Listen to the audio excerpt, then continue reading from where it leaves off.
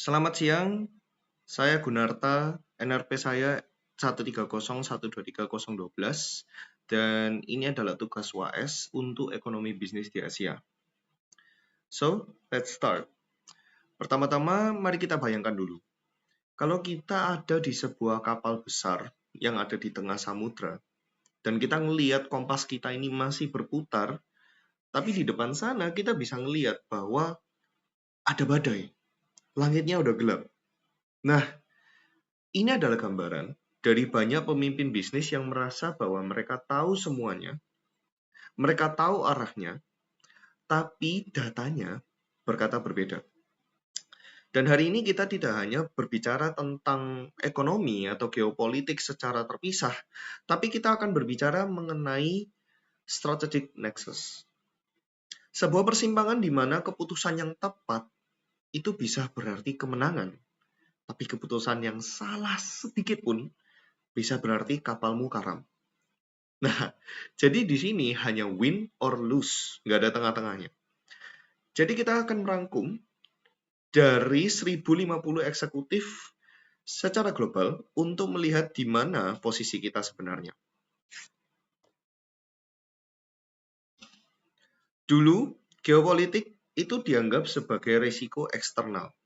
Sesuatu yang terjadi di luar sana dan hanya sesekali mengganggu rencana keuangan suatu perusahaan. Tetapi hari ini berbeda. Geopolitik adalah penggerak utama realitas ekonomi.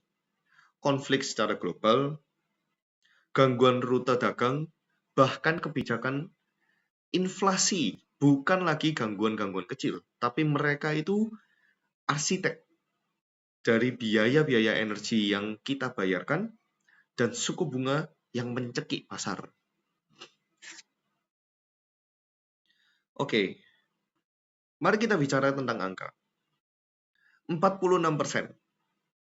Hampir setengah dari responden, ya, responden 1050 itu, pemimpin-pemimpin bisnis di seluruh dunia melaporkan bahwa konflik geopolitik telah menyebabkan disrupsi level menengah hingga major, yaitu tingkat atas pada organisasi mereka.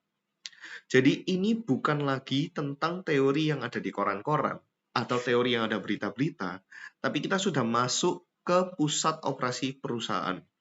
Disrupsi ini telah berpindah dari pinggiran langsung ke jantung operasional dari perusahaan kita. Oke. Nah, apa yang lebih mengerikan dari disrupsi? Ketidakpastian. Kita bisa lihat dari grafik yang ada di presentasi ini bahwa 32% merasa prospeknya memburuk. 32% lainnya merasa bahwa prospek pertumbuhannya membaik. Tapi 35% merasa tidak ada perubahan sama sekali. Perbedaan pasar yang terbelah secara merata ini artinya tidak ada lagi gelombang pasang atau surut. Di sini benar-benar banyak yang nggak pasti. Ketika merata seperti ini, kita nggak bisa ngelihat bahwa, oh, ini lagi pasang nih, lagi membaik, oh, ini lagi memburuk. Tidak. Dengan cara begini, akhirnya makroekonomi yang mengangkat semua kapal secara otomatis itu menggambarkan bahwa kesuksesan ini bergantung sepenuhnya pada kecepatan mikro dari perusahaan.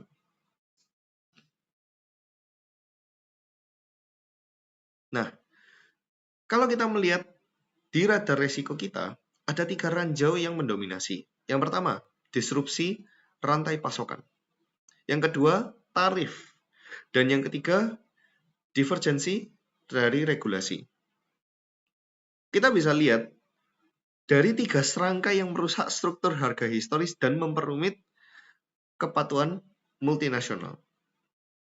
Jika kita masih mengandalkan rute logistik yang sama seperti 3 tahun lalu, maka kita sedang berjalan di atas es yang akan pecah. Nah, pertanyaannya sekarang, sebenarnya posisi perusahaan itu ada di mana? Ya kan? Kalau kita punya perusahaan, kita mau tahu posisi perusahaan kita ini pastinya itu ada di mana. Apakah kita masih ada di fase status quo, atau maka kita sudah bergerak di agilitas strategis, ya kan?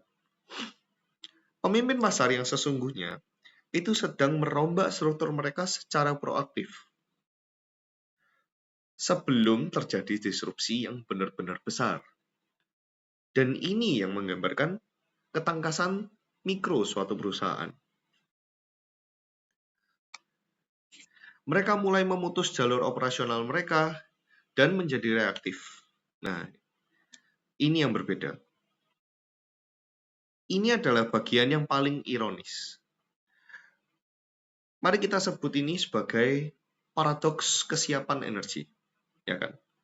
Di tengah-tengah banyaknya badainya geopolitik ekonomi ini, salah satu yang paling terus-terusan disebut itu adalah energi.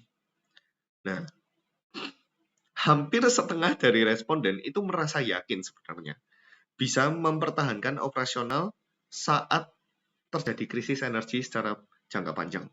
Tapi faktanya, sangat sedikit organisasi yang benar-benar melakukan stress testing atau pengujian stres.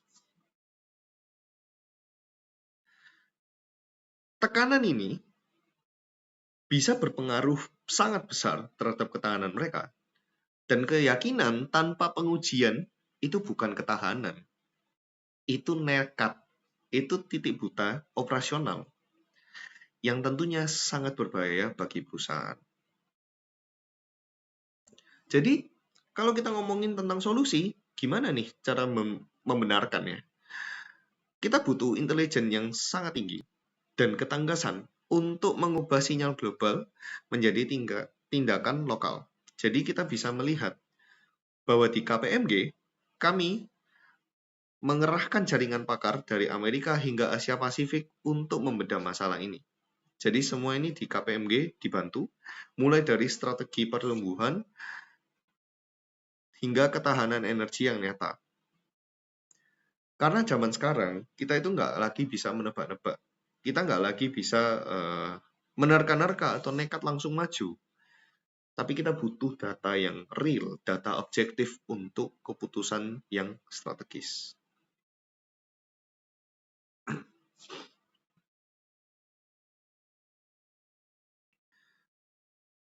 Dunia ini tidak akan menjadi lebih sederhana. Tahun 2026 ini adalah tahun carve out dan investasi besar pada AI serta talenta untuk bertahan. Kita nggak boleh menjadi penonton saja.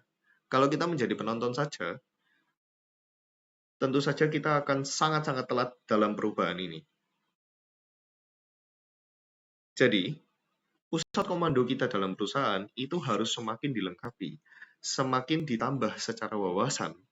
Karena di akhir hari, navigasi yang baik itu bukan hanya soal menghindari badai, tapi soal tahu cara mengemudikan kapal menembus badai itu. Jadi, sekian presentasi saya tentang KPMG ini. Terima kasih.